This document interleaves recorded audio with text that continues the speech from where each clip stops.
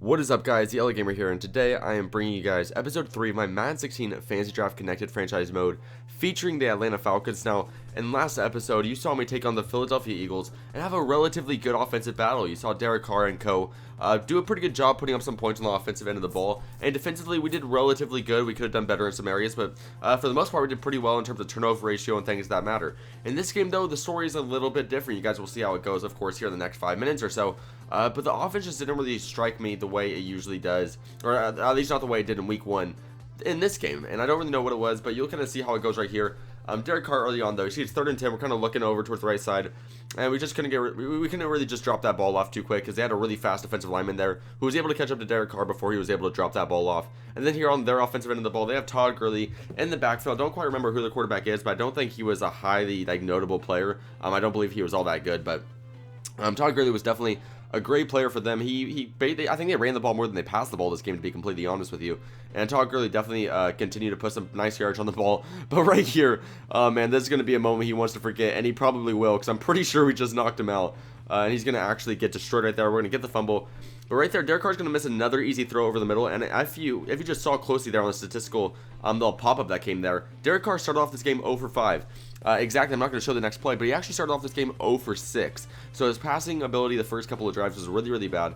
And it really did affect everything. And something you guys will also see or find out about at the later point in this game is that Derek Carr actually goes down with a relatively severe injury. He does kind of drive out of the pocket a little bit too much, and he gets hit pretty hard on one play specifically, and he goes down with a pretty big injury, which really sucks because we're so early on in the series. And I wanted to be able to use Derek Carr a little bit more, but he got injured pretty bad at the end. The injury actually was, it wasn't like a broken collarbone or anything, but I think he actually he messed up something in his shoulder. I don't know if it was a torn muscle or something. I can't remember exactly what it was. But he's going to be out for 8 weeks, so we're going to have to roll about half of this season without Derek Carr, so I don't really know how we're going to do.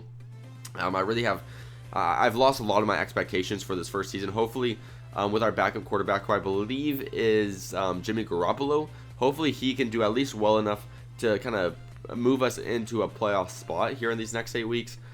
As long as he can maybe go, 5-3 in those games, I believe we're going to be fine here in our division, hopefully in our conference, but we'll just have to wait and see how all that's going to play out. I do know, though, I am slightly concerned about the fact that we're going to have to play here without Derek Carr, but while we still have him, of course, we did use Derek Carr to his full advantage. Right here, he is still in the game, and we're going to run down the right sideline and get about a 35-yard carry with him, 33 to be exact. So he basically ran across a third of the field right there, so he did a great job there on that run, on that scramble. Then right there, we're going to not be able to get the first down on the 3rd down play right there. So we're going to settle for this field goal that almost was not good. We were just right there touching the right goalpost. So we're actually just going to go and put 3 points on the board right there to go down by 4. And since they get the ball to start off the half, it's not the greatest situation to be in. Of course, we're doing whatever we can to stop them on the defensive end.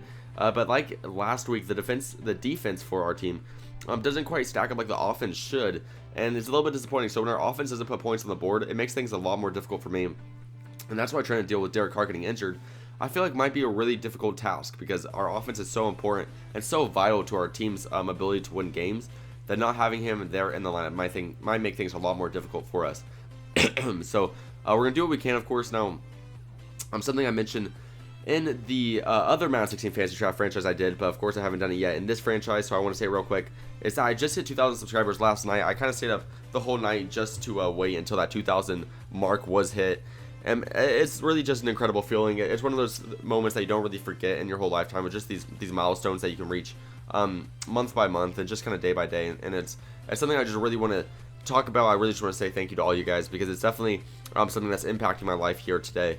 And so I feel obligated technically to give you guys a shout out and make you guys know that I'm noticeable of all the work you guys are putting in to make my channel noticed, and to make sure that you guys understand really how grateful I am for the situation.